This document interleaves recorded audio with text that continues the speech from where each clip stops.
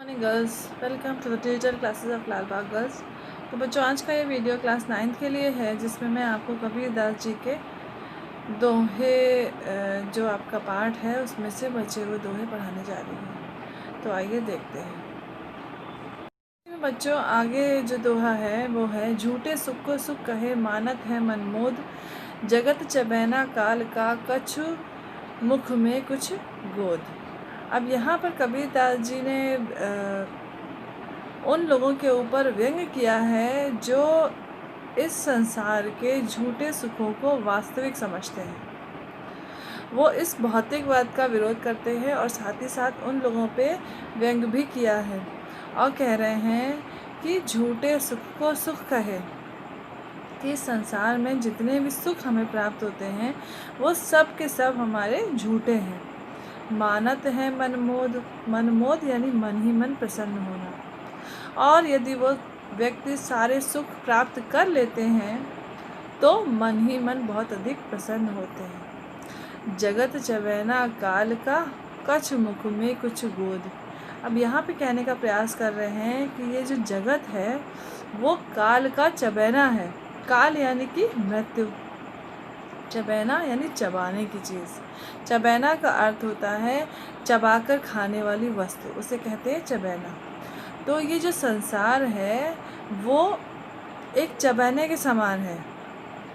जैसे बच्चा जो है जब छोटा होता है तब माँ उसे कुछ चबाने के लिए दे देती है, तो क्या होता है कि कुछ जो दाने होते हैं वो बच्चे के मुख में होते हैं और कुछ जो है उसकी गोद में गिर जाते हैं या फिर कुछ ज़मीन पे गिर जाते हैं। तो वैसे ही ये संसार भी है कि जगत चबैना काल का, यानी काल के मुख में कुछ दाने जा चुके हैं, यानी कुछ व्यक्ति जो है वो काल कलवित हो चुके हैं और कुछ जो है होने वाले हैं। कुछ मुख में कुछ गोद, यानी कुछ काल के ग्रास बन चुके हैं और कुछ जो है काल के ग्रास बनने वाले हैं। तो इसीलिए हमें इन भौतिकवाद सुख को छोड़कर उस ईश्वर की आराधना करनी चाहिए जिसके लिए हमारा जन्म हुआ है। इसमें बच्चों कबीरदास जी ने मानव की नश्वरता का वर्णन किया है और वो कह रहे हैं कि इस संसार में सब कुछ नश्वर है। अरे हमारा शरीर भी तो नश्वर है, हम शरीर भी तो अपना साथ नहीं लेके जा सकते।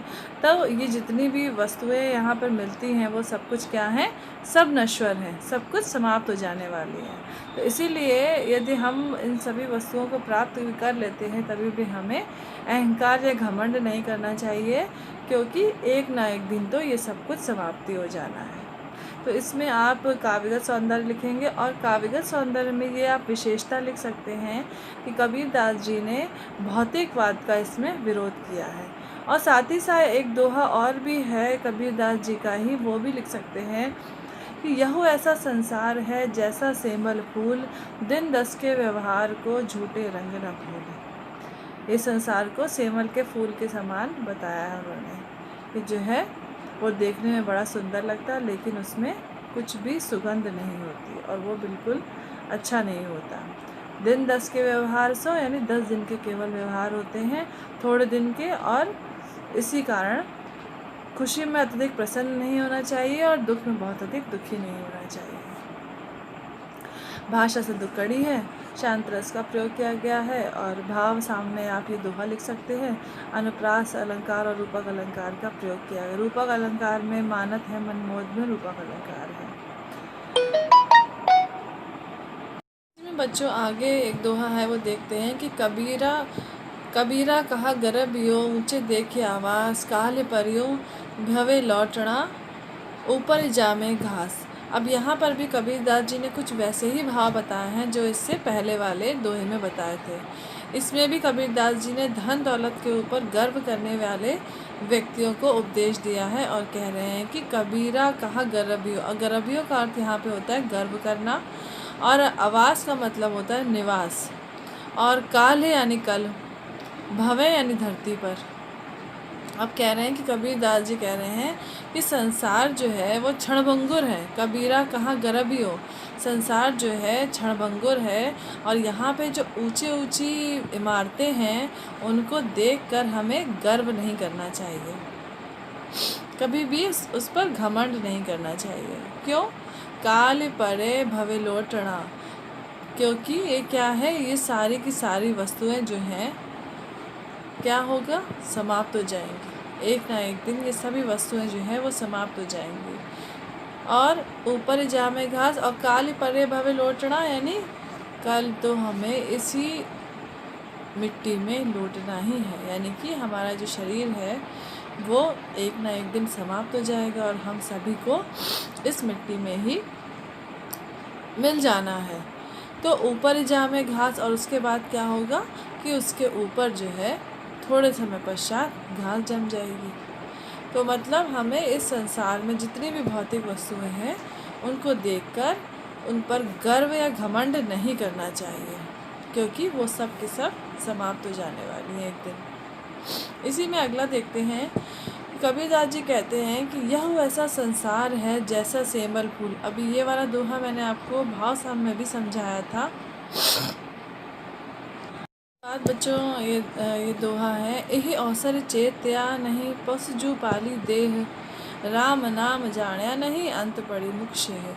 अब यहाँ पर जो है कबीरदास जी ने हमें इस मानव शरीर की उपयोग करने के लिए कहा है। क्यों? क्योंकि 84 लाख योनियों में भटकती हुई हमारी आत्मा तब जाकर हमें मानव का शरीर प्राप्त होता है।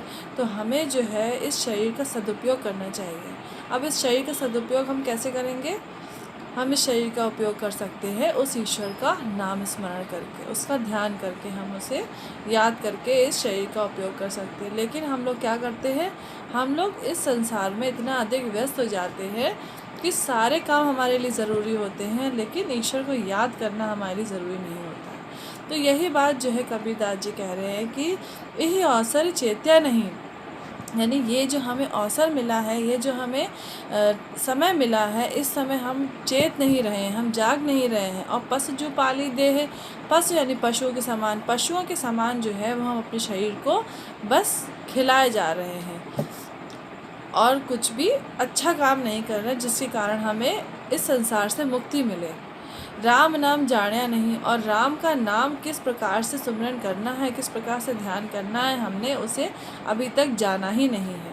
और अंत पड़ी मुख शे है, तो अंत में क्या होगा, हम सभी के मुख में शे का अर्थ होता है धूल, धूल ही जानी है कि अंत में हमारे मुख में धूल ही जाए, क्योंकि हमने जीवन भर पशु के समान अपनी देह को पालन किया और अंत में मृत्यु आई और हमको लेके चली गई।